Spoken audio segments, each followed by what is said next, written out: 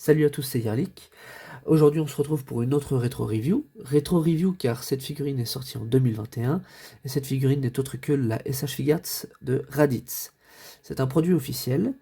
À l'époque, vous pouviez la trouver pour 6500 yens, soit 65 à 70 euros pour la conversion. Et ça, c'était à l'époque, parce que maintenant, si vous faites la conversion, vous trouverez que ça fait entre 35 et 40 euros. Il existe une autre version de cette figurine-là, qui est une convention exclusive. Au niveau des éléments qu'il y a en plus, il y a une petite statuette de Gohan bébé, un élément de l'armure cassé, et je crois que c'est tout. Je crois que le coloris de la figurine est aussi différent. Alors, là, je préfère être tout à fait honnête, cette figurine-là, vous ne la trouverez plus au prix retail, car Bandai ne l'édite plus pour l'instant.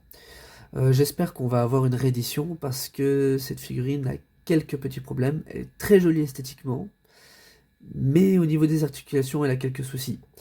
Et la raison pour laquelle je dis ça, c'est que cette figurine est sortie d'une des deux usines de Bandai. Il y en a une qui est en Chine, qui est une usine historique, et une qu'ils ont ouverte à, je revérifie sur la boîte, le Vietnam, au Vietnam, et non pas Taïwan. Et donc, cette usine au Vietnam ont eu quelques problèmes de contrôle qualité. Cette figurine a eu des soucis, la figurine de Bardock aussi. Je crois que Thalès, si je ne dis pas de bêtises, a eu le souci aussi. Mais voilà, pour la petite histoire. Donc là, je vais enlever la figurine du piédestal et vous montrer rapidement le packaging. Et ensuite, je vais vous montrer le blister avec les accessoires. Et ensuite, mine de rien, la notice.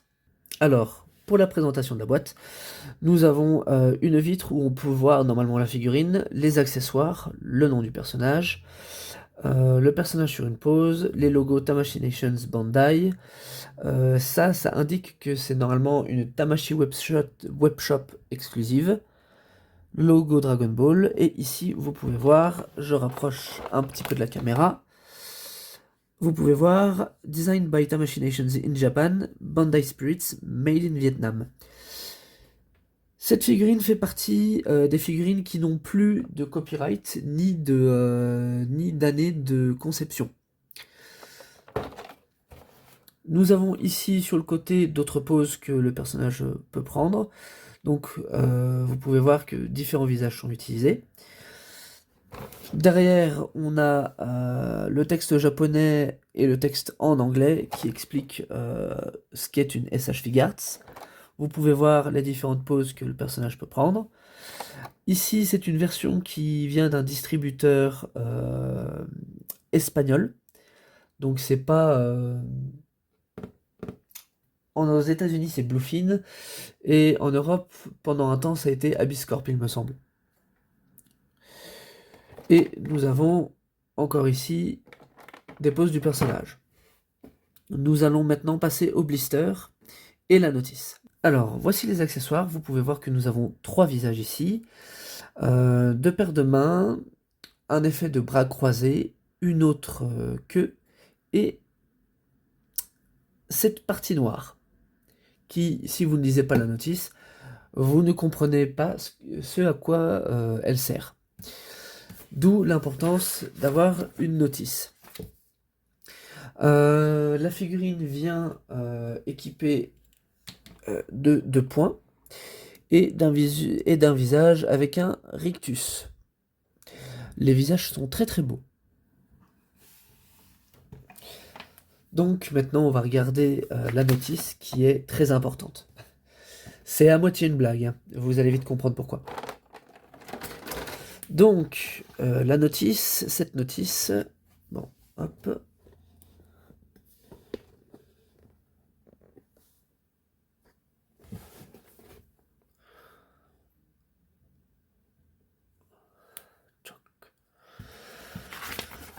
Donc, la notice est très importante, je vous explique pourquoi. C'est quelque chose qui est en train de se perdre chez Tamashii Nations, et qui est en train de se perdre tout court, pour des raisons écologiques ou économiques. C'est un débat qu'on pourrait avoir, mais bon, bref, passons à la notice, qui est très importante. Vous avez le texte japonais, anglais, ici, donc qui précise tout ce qui est fourni avec la figurine. Vous avez ici la manière que vous pouvez enlever les visages pour les changer et aussi comment remettre le scouter. Euh, Ici, il vous expliquait comment enlever les bras pour pouvoir mettre cette pièce-là que je vous ai montré tantôt. Et nous avons le revers, le verso, enfin c'est un double page en fait. Ils auraient pu juste faire recto verso si vous voulez faire des économies. Donc là, nous avons encore une fois conseil d'utilisation de comment enlever la queue et remettre l'autre. Et nous avons l'explication de ce qu'était cette pièce noire.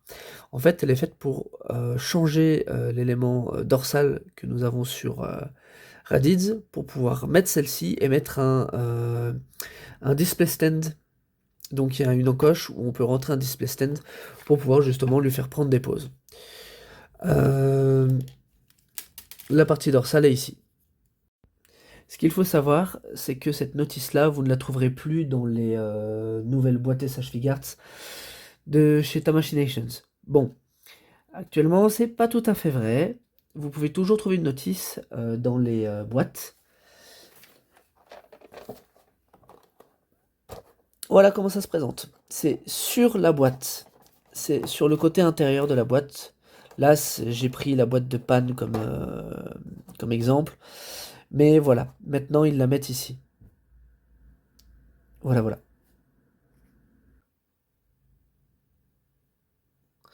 Et donc, voici la figurine.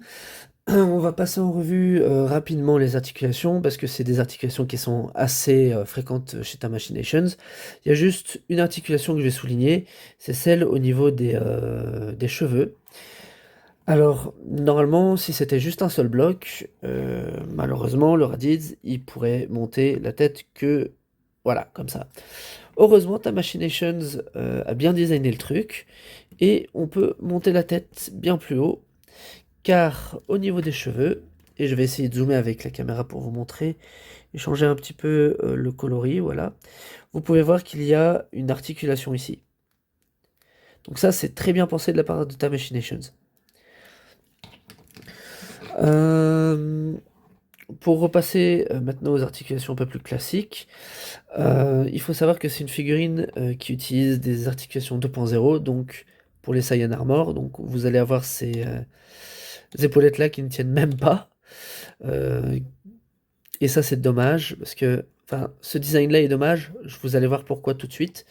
Je vais vouloir articuler la figurine et utiliser le butterfly joint qui est ici, qui est d'ailleurs assez bien sculpté, je trouve. Alors, premier problème, vous avez cette partie de l'armure qui bute, mais c'est surtout que, imaginons que on prend une pose de ce genre. Vous voyez, l'épaulette n'est pas belle. C'est juste disgracieux. Et ça, c'est dommage. Donc, il n'y a pas moyen de prendre une bonne pose avec sans que l'épaulette, elle fasse tâche. C'est dommage. Donc, articulation classique, on a un butterfly joint ici, qui... On ne pourra pas l'utiliser pleinement à cause du design de l'armure, mais bon, c'est un personnage en armure. On a ici un cut au niveau du triceps qui permet donc rotation gauche-droite. D'ailleurs, l'articulation est assez rigide. Nous avons une double jointure au niveau du coude qui permet de plier comme ça. Nous avons ensuite les points où vous pouvez faire rotation haut, bas, gauche, droite, qui repose sur un ball joint qui est assez épais. D'ailleurs, je préfère qu'ils aient pris cette sécurité plutôt qu'un petit ball joint parce que sinon ça pourrait casser. Donc un bon point pour Tamashi, pour l'époque, je précise. Nous avons ici une coupure au niveau du diaphragme qui nous permet donc de mettre le corps de cette manière-là, de rentrer le ventre un peu, rotation gauche-droite. Et là, on va commencer à parler des gros problèmes de cette figurine, c'est le bas du corps. J'ai essayé de tourner plusieurs fois cette review, très honnêtement, parce que j'ai galéré avec certaines pièces de cette figurine-là. Notamment ces éléments de jupette qui à chaque fois sautent quand je faisais prendre des poses à la figurine. Et j'avais aussi un problème au niveau de la jambe. J'ai essayé de les raffermir un peu avec du vernis à ongles. Donc on va voir si ça passe. Normalement je devrais pas avoir à le faire, mais bon, ça arrive. Donc on va faire une pause avec la figurine. On va tenter de faire une pause. Déjà vous voyez, ça commence mal. La jambe se disloque. Il n'y a pas de cassure, la jambe se disloque juste.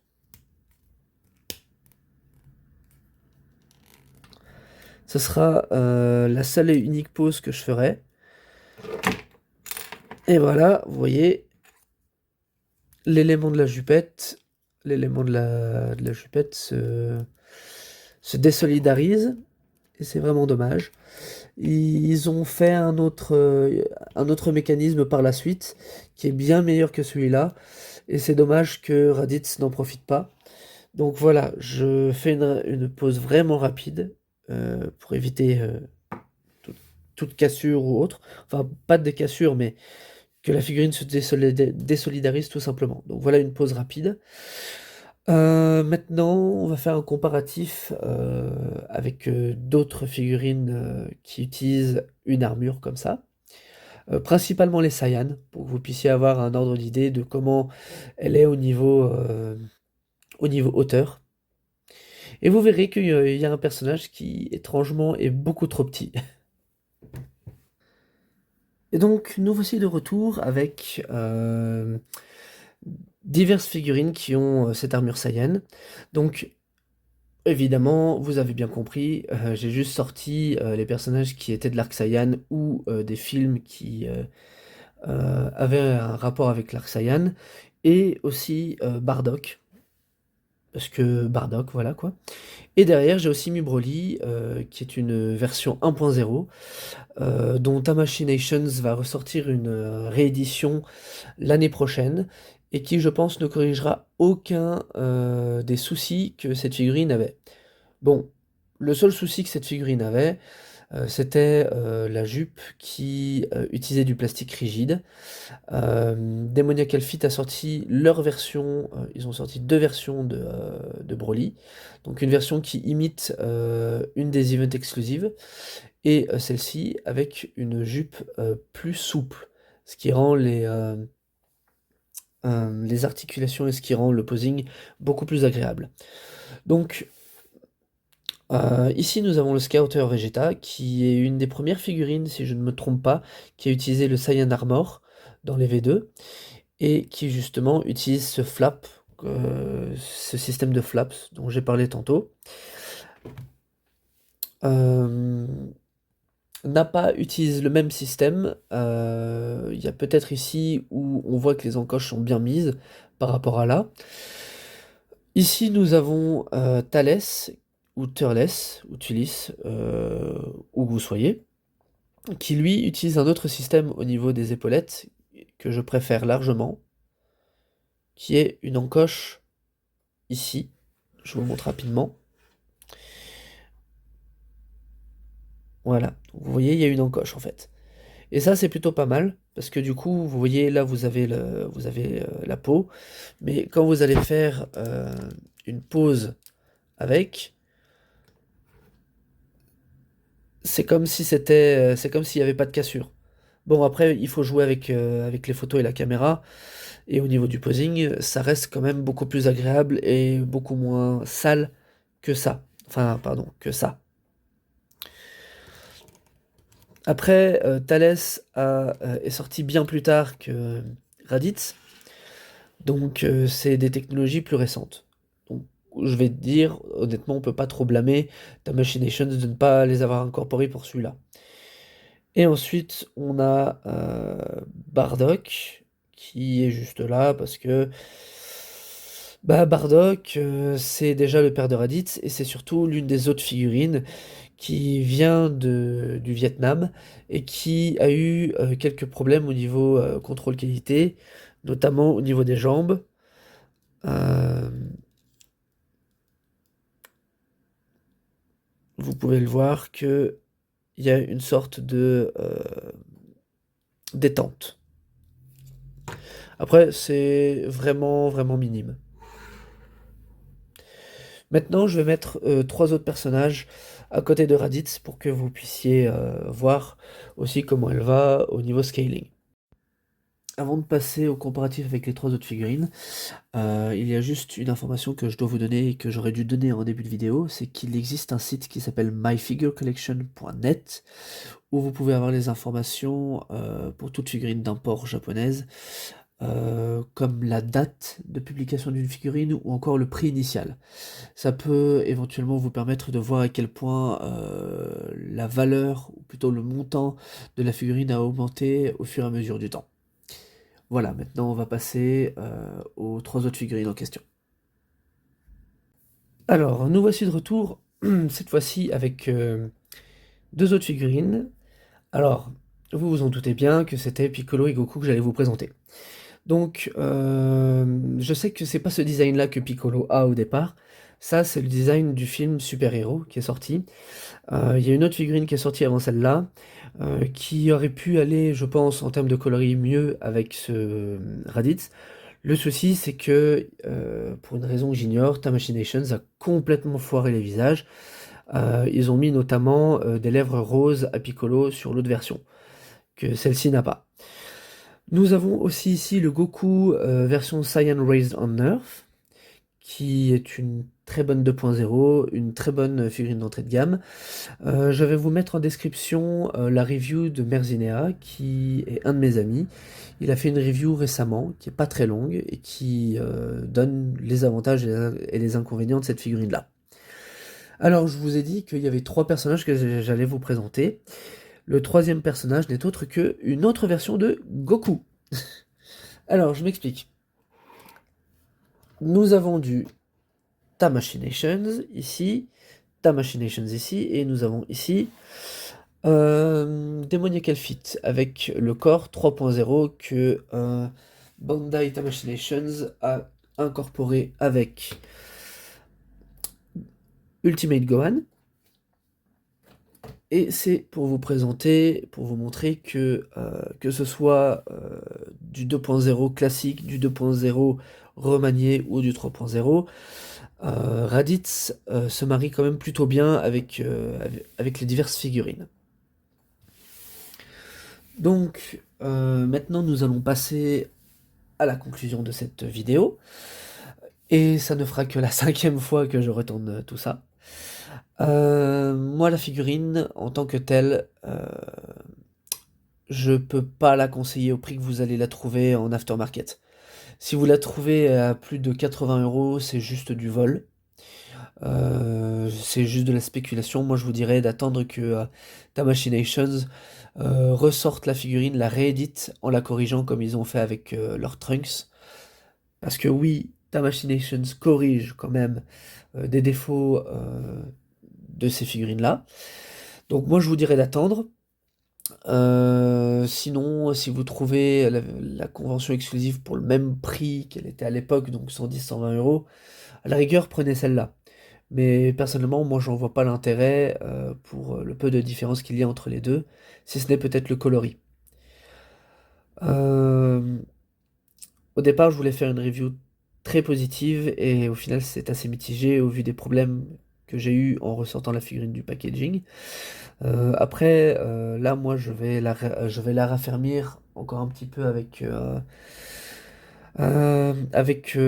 du vernis à ongles, enfin plutôt du nail coat en fait, c'est ça que j'utilise, qui est assez efficace. Après je ferai peut-être un tuto pour expliquer un peu comment ça marche. Mais en tout cas voilà, Très belle figurine, les articulations sont désuètes pour l'heure actuelle, mais bon, vu quand c'est sorti, c'est compréhensible. Par contre, les articulations qui se désolidarisent, c'est non. Donc à éviter si elle est beaucoup plus chère que le prix d'origine. Voilà, voilà, j'espère que cette review vous aura informé un peu sur cette figurine-là. En attendant, passez une bonne fin de week-end et je vous dis à très bientôt. Prenez soin de vous. Ciao, ciao.